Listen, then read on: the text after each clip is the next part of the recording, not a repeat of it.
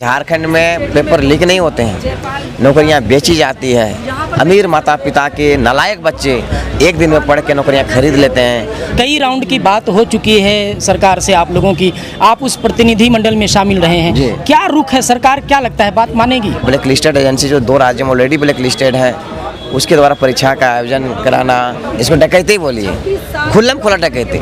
संघर्ष, साहस और हाथ में संविधान की किताब लेकर के अभी जो है देवेंद्र नाथ महतो जी जो है भूख हड़ताल पे बैठे हुए हैं। और दुर्भाग्यपूर्ण बात यह है कि लगातार इनका जो हेल्थ है वो डाउन होता जा रहा है, इनकी तबीयत जो है वो ख़राब होते जा रही है। अभी आप देख लीजिए कि सलाइन इनको चढ़ रहा है, इनका जो है वज़न भी कम हो गया है। और वही देवेंद्र नाथ महतो जी हैं जो दहाड़ मार करके छात्रों के मुद्दे पर कहीं ना कहीं सड़क पर आंदोलन किया करते थे, लेकिन आज देख लीजिए कि ये बेड में पड़े हुए हैं। यहाँ पर इनकी स्थिति आखिर ऐसी हुई है तो इसका जिम्मेवार कौन है और सरकार क्यों नहीं इन आंदोलनकारियों की बात को मान रही है? सरकार किसको बचाना चाह रही है? पीछे आप देख रहे होंगे कि एक सुरवीर का जो है इधर में तस्वीर भी लगा हुआ है। ये तो खैर पहला मामला है, लेकिन झारखंड में अगर नियुक्ति घोटाला की बात करें या नियुक्ति में भ्रष्टाचार की बात करें तो वो पहली जेपीएससी से इसका जो है पूरा काम शुरू हुआ है। जो 2004 में जो पहली जेपीएससी आई, 2008 में जो दूसरी जेपीएससी आई, उस दौरान से जो घोटाला की शुरुआत हुई है वो जा कर के अभी 2026 में यहाँ तक जो है पहुँचा है। हम अभी इनसे बात भी करते, लेकिन क्योंकि इनका हेल्थ इतना ज़्यादा डाउन हो गया है, डॉक्टरों ने सलाह दिया है कि आपको बात नहीं करना है। तो हमारे लिए इनका संदेश जो है वो लोगों तक पहुँचे, जन जन तक पहुँचे, ये महत्वपूर्ण है। तो कहीं ना कहीं सरकार को जो है आगे आना चाहिए और अपनी बातों को जो है, जो छात्र जो बात रख रहे हैं, जो आंदोलनकारी जो बात रख रहे हैं, उनके बातों को मानना चाहिए, क्योंकि इनकी मांग जो है वो जायज़ है। चंदन जी हमारे साथ में हैं। देवेंद्र नाथ महतो जी को आप देख रहे हैं कि वो बोलने की स्थिति में नहीं है, उनके प्रतिनिधि के रूप में जो है आज यही बात करेंगे। और हमारा जो पहला सवाल होगा, झारखंड आदिवासी बहुल राज्य है, कहा भी जाता है और है भी। आज जो है विश्व आदिवासी दिवस है और आज के दिन झारखंड के छात्रों को आंदोलन करना पड़ रहा है, क्या कहेंगे आप?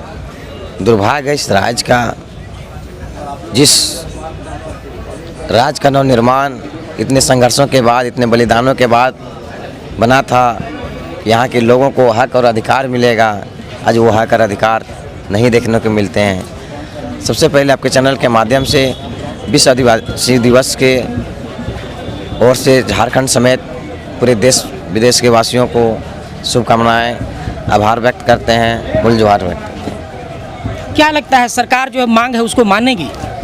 हमारी मांगें जायज़ हैं और संवैधानिक मांग है। हम वही मांग रखे हैं जो सरकार के द्वारा जो आयोग है, इसे तो आयोग कहा जाता है, स्वतंत्र बॉडी होता है, लेकिन हम स्वतंत्र बॉडी नहीं मानते हैं।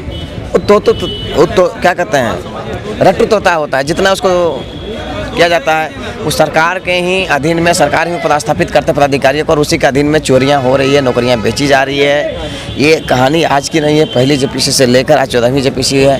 कहने को 14वीं जेपीसी है, लेकिन ये गिनती के हिसाब से 9वीं जेपीसी है। और किस प्रकार से ब्लैक लिस्टेड एजेंसी जो 2 राज्यों में ऑलरेडी ब्लैक लिस्टेड है, उसके द्वारा परीक्षा का आयोजन कराना, नौकरियों को बेचना। ये वीर सुरमा जो झारखंड के वीर सुरमा अभय तिवारी अपने परिवार रिश्तेदारों को नौकरियां देना, साथ ही साथ सभी नौकरियां को एक एक सीट बेच देना। और आप देखे होंगे कि जेपीसी का जो प्रीलिम्स का रिजल्ट आया था उसमें कितना घोर अनियमितता पाया गया था।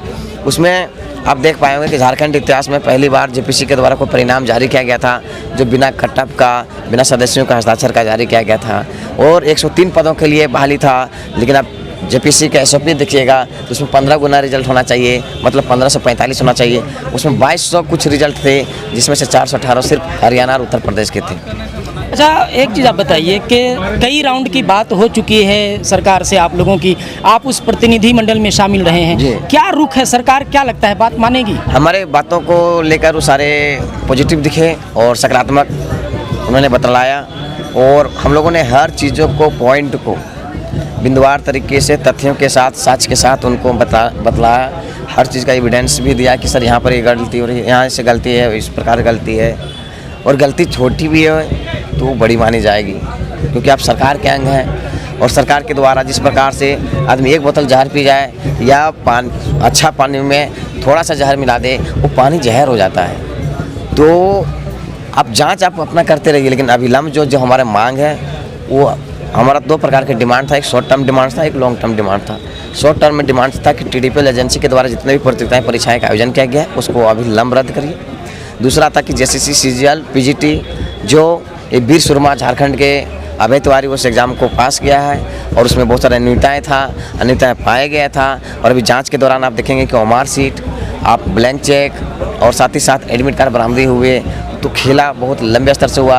आज देखेंगे 19 लोगों की हिरासत में भी लिए गए, विभिन्न जगह पर छापेमारी भी हुई। बहुत सारे कोचिंग माफिया भी इनमें संलिप्त था जो आंसर सॉल्व करने में उनका अहम योगदान था।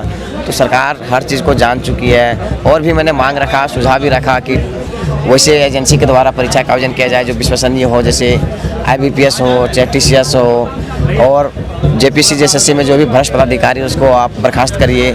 CID जांच अपने दायरे में करते रहिए और CBI जांच भी करिए। और उसकी जो आप फास्ट ट्रैक कोर्ट गठन करके उसको एक समय सीमा पर 3 महीने के अंदर रिपोर्ट जारी करिए। एग्ज़ाम कैलेंडर को जारी करिए और उसको सख्ती से भी पालन करिए।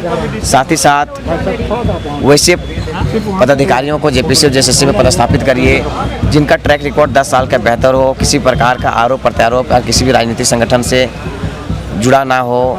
साथ ही साथ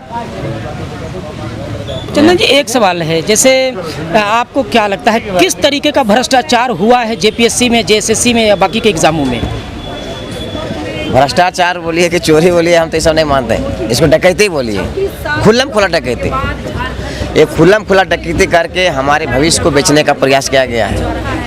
हम बता रहे हैं कि झारखंड में पेपर लीक नहीं होते हैं, नौकरियां बेची जाती है।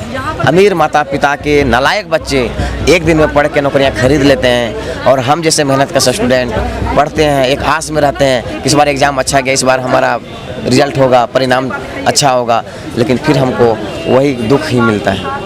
तो आप देख लीजिए कि किस तरीके से बाकी राज्यों में जो है पेपर लीक होता है, लेकिन झारखंड में क्या होता है ना कि नौकरियां ही बेच दी जाती है। अभी चंदन जी ने कहा कि नालायक बच्चे जो होते हैं वो नौकरी खरीद ले रहे हैं। ये झारखंड की दुर्दशा है और ये स्थिति है। तो कहीं ना कहीं अभी जो आप देख लीजिए कि विश्व आदिवासी दिवस है और देवेंद्र नाथ महतो जी की लगातार तबीयत भी बिगड़ रही है और वो जो है यहाँ पे बैठे हुए हैं, भूख हड़ताल पे बैठे हुए हैं, आमरण अनशन कर रहे हैं। हेल्थ लगातार डाउन हो गया है, सलाइन यहाँ पे चढ़ रहा है, लेकिन सरकार जो है इनको लेकर के शायद चिंतित नहीं है। सरकार के लिए शायद ये मुद्दा जो है ये गंभीर मुद्दा नहीं है। उधर में आप देखेंगे कि झारखंड के सोनम वांगचुक छात्र देवेंद्र नाथ महतो जी जो है वो भी आपने दिल्ली के जंतर मंतर पर देखा किस तरीके से सोनम वांगचुक जो थे वो भूख हड़ताल करके पूरे देश को कहीं ना कहीं एक संदेश दे रहे थे। और यहाँ पे आप देखेंगे कि देवेंद्र नाथ महतो जी हैं वो जो है लगातार भूख हड़ताल किए हुए हैं। हमारी कवरेज यहाँ से लगातार जारी रहेगी, देखते रहिए जोहार हिंदुस्तान।